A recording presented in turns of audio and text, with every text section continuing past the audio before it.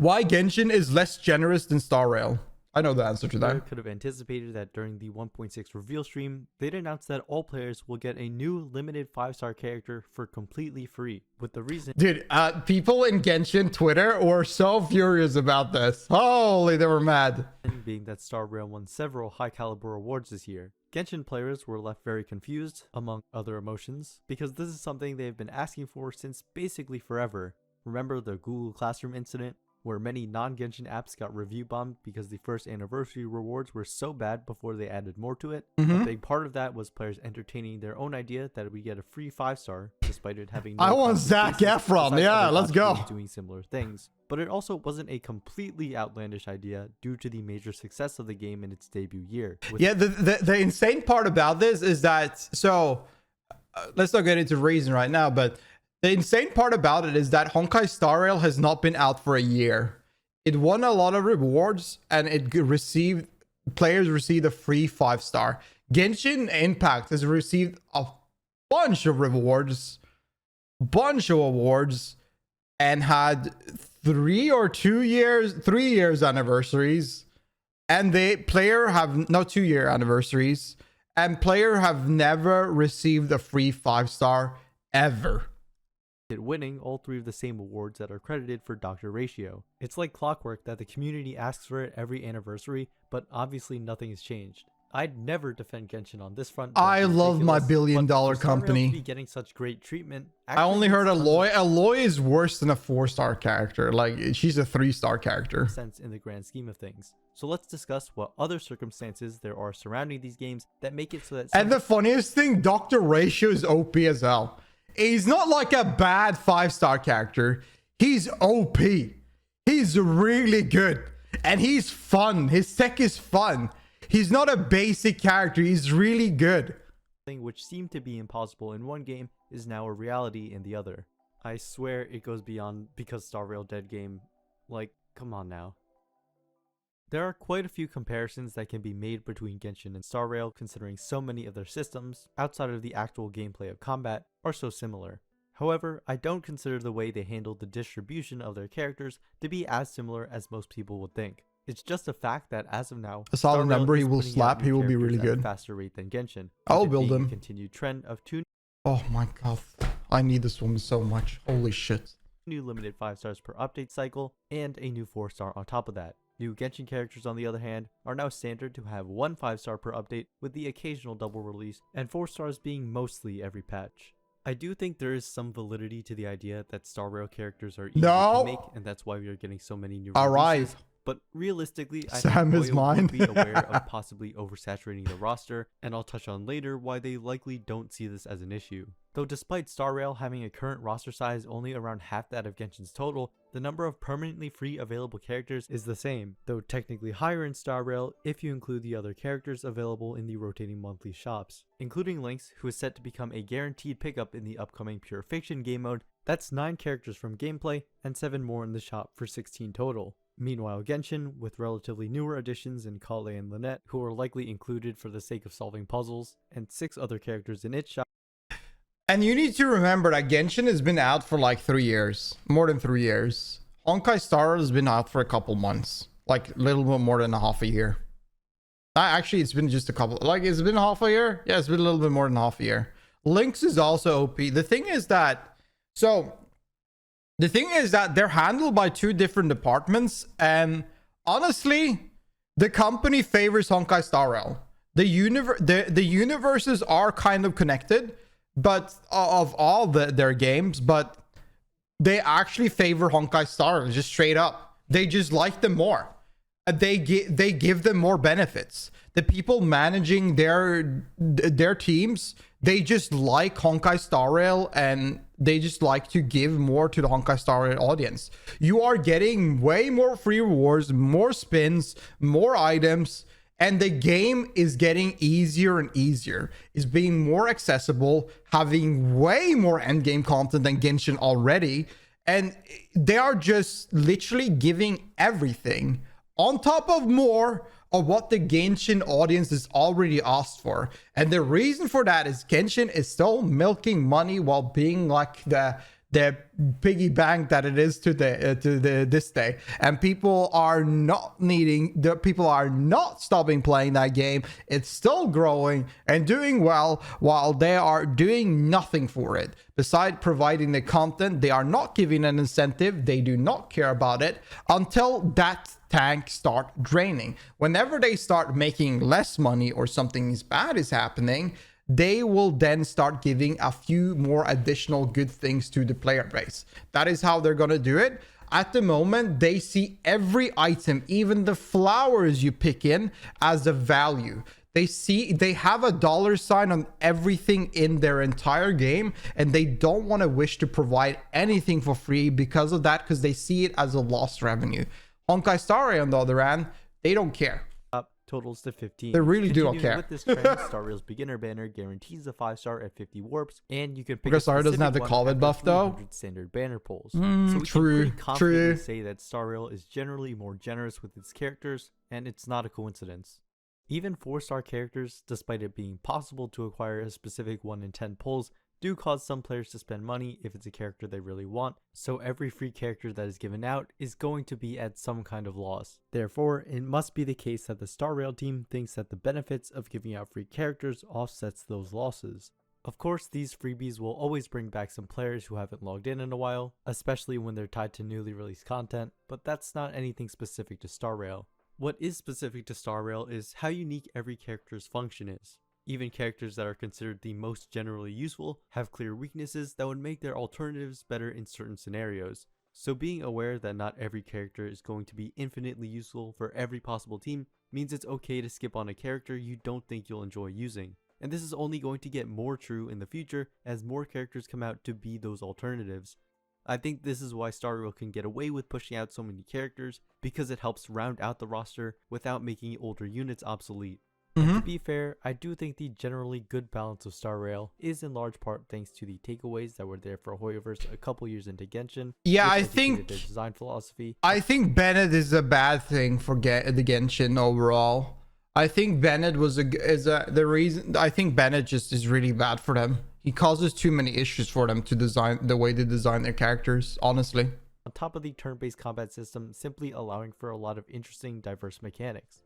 The fact that Trials put characters in ideal scenarios with decent partners says a lot about how central a character's need she doesn't have any weaknesses. Design. Of course, some characters inevitably end up being better than others, but even weaker characters get plenty of opportunities to shine, primarily because the game mechanics allow for extremely niche scenarios to be created in favor of specific characters. Usually this takes the form of the memory of... Not enough characters in Herda Space Station or Norbellabog. Nobody is inherently born in Herda Space Station. So that's not happening. People are entering Herda Space Station. And Belobog, I can kind of agree. But the thing is that, again, you could say you have the same thing happen in Genshin. The thing is that the second area is always like a Chinese-based area, and they're trying to favor the Chinese audience in there than the other places. The other places tends to be more European-ish. Like that one was more like Russian. But whenever we go to a next area, we will probably see a bit more favor for other things than just Lofu. Chaos Turbulence being favored towards the newest characters, and by proxy, others that are similar to them. But I think the recent Fighting Ring event did a good job of showing more exaggerated scenarios, like with the physical stage giving you boosted damage per hit, which Luca does many of. Physical Trailblazer was really useful here for his weakness breaking ability, and I haven't used him in ages. In the ice stage, my severely underleveled March 7th came in clutch with a freeze, allowing me to win in one less turn. And then there's also clear avenues for indirect buffs to poorly performing characters through relic sets, light cones, and other new characters, on top of enemies and combat objectives being able to be tuned in favor of certain kits. Erudition characters were always going to be at a disadvantage in Memory of Chaos. I've not looked into it, so I don't know. Enemies, and Pure Fiction's score-based system now puts them in an area where they have the advantage. In this game, you are rewarded for being able to form and execute the use of various teams, and being resourceful with who you have can often be the difference maker between success and failure. Basically, what I'm trying to say is that having more characters gives players more opportunity to interact with the game's mechanics, which further encourages them to experiment with different combinations of characters and figure out where each one thrives. Star Rail. And also a thing that is great with Star Rail is that it's incentivized that you build more characters. Instead of putting all effort into one, you're incentivized to build more characters. You don't need to, but you can. And it is nicer because then you have a more refreshing experience every time because you can always rotate between whatever. As a game hinges on this engagement that is enabled by having a certain level of access to the game's roster, and that is why I think Star Rail is so generous. While it would be so nice if the same were true for Genshin, I genuinely just don't believe that it is. I'll admit that I haven't kept up well with Genshin's recent metas at all, but in terms of game mechanic design, they definitely do paint a different picture. Spiral Abyss Blessings tend to have very generic activation conditions, like increasing or decreasing HP and normal or charge. I never think about this when I play Genshin. I just go in and one-shot everything with Ganyu. Go in and kill everything with Hu Tao. Go in and kill with whatever character. It doesn't matter. Whatever these buffs are, it doesn't matter. In Honkai Star Rail, I think about the buff because it impacts my decision making as it's a turn-based way more. Attacks, which are things you'd pretty much be doing. You did? Anyway. There certainly have been. How long did it take, Skiva? Overall, they definitely can influence team building, but generally not to the level of Star. Let's go. The upside is that you can, for the most part, use like 15 minutes for the entire lifetime of the game. Did you speed it up and use autoplay? The individuality of each character's kit does feel it's fast. It's really fast. I'm saying it's really fast. Building Genshin characters. Star Rail decided not to copy Genshin's small energy cap and Day of the Week based material drops, even though they probably could have. That translates to me as building multiple sets of characters being a more central theme of Star Rail's gameplay, with Hoyoverse recognizing that making it more difficult would cause players to straight up quit, and the same not being true of Genshin, with a little bit of "it's been like this since 1.1 so there's no reason to change it" sprinkled in. Though with recent changes to systems that were long overdue for some adjustments, it makes you think it's more of a conscious effort. Now for a limited 5-star freebie over just another 4-star, the more external factors also have to be involved, which they definitely are here. In terms of chronological placement within the scope of Star Rail, we know that after I'll do it after this league game. Thank you. I really do appreciate it. Thank you. Typically, when we're in the lead up to a big drop in content, the updates before are filler patches, which tend to be a little dry, understandably so when most of the development resources have been put towards making sure the important stuff ships out perfectly. A free 5-star is definitely one way to make players come back during a period that would generally be considered a downtime. Also, with looking towards 2.0, they know they'll have a big influx in players, and so it only makes sense that they put up some very desirable banners. Do you know what happens to the banners that come before those very desirable banners? Yeah, historically they tend to get skipped no matter how good the character might be, because everyone is saving their currency and real life money for the hype stuff. It's certainly no coincidence that they chose to give out Dr. Ratio instead of Ron May, the latter of which already has fans because of how she's been teased multiple times in the game up until now. Also, she's super hot, and she's like the most OP support you could ever find. She's super OP, she's insane actually, and she's super hot. And she's like this crazy girl that manipulates you. There's like all bonuses in this part of the story. So, you know, everybody will roll for her. Majority of the player base have rolled for her. So it wouldn't make sense. Like, who gives a shit about Dr. Ratio? Just a small portion. I mean, a lot of people do care about him. I think he's badass, but I was thinking about skipping him. Like, I was thinking about it. So getting him for free, I mean, I'm not complaining. A no-brainer that he's the phase 2. Yo, Roxenberg, thanks so much for the raid, buddy.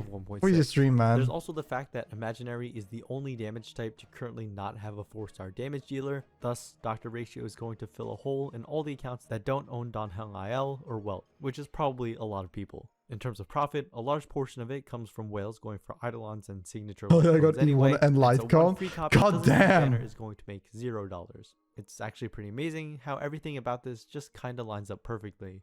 Now I just want to receive dude, that's huge. Becomes more generous in the future, but there are legitimate reasons as to why Star Rail gives out more and more often.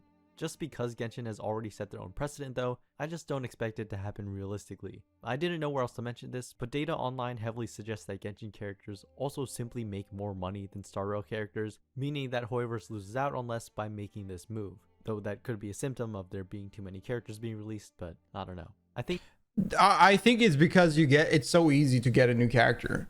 I have gotten 3 characters in one patch cycle. 3 or 4. I think 4, because I lost one 50-50, I believe. And that's just me playing free to play. So honestly, they're giving way more. And so clearly some people will spend less because of that. Genshin, on the other hand, they're paying attention to everything being a value. Everything is a value. Everything has a dollar sign on it. So they will give less of it because they know they will earn on it. But Honkai Star Rail, on the other hand, they honestly just love it more. Like, it's clear as day. They just like this Honkai Star Rail universe way more, and they favor it and give player more to stay around through it. The trend of Star Rail being more generous than Genshin is likely to continue because of everything I said in this video, and with Star Rail's first anniversary not being that far away, I would not be surprised at all if the free 5-star of choice becomes a real thing, just in a different game than what we originally thought. I hope you found this video to be interesting or insightful. Oh yeah, that's fun. Thanks for watching. I think he missed a few points, but overall, I think that's a great video. Overall, I've never watched this channel before, but that's a really good ass video. I like that. Yeah.